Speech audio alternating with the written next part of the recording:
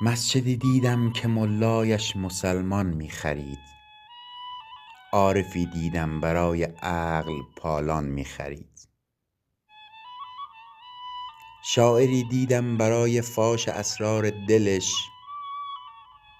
در به در شهر می گشت و غزل خوان می خرید.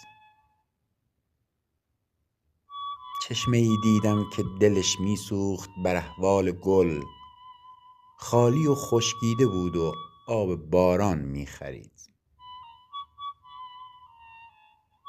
غنچه ای آزرده از اندام خارآلودش، ورد تعجیل تجلی زمستان می خرید.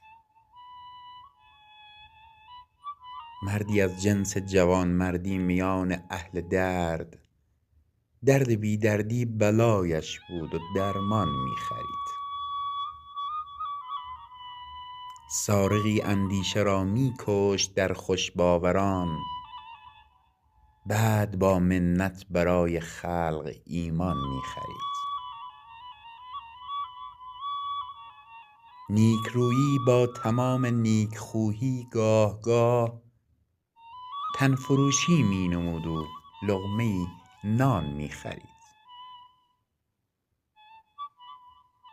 زندگی بازار بود و رونقش داد و ستد، آن یکی این می خرید و این یکی آن می خرید.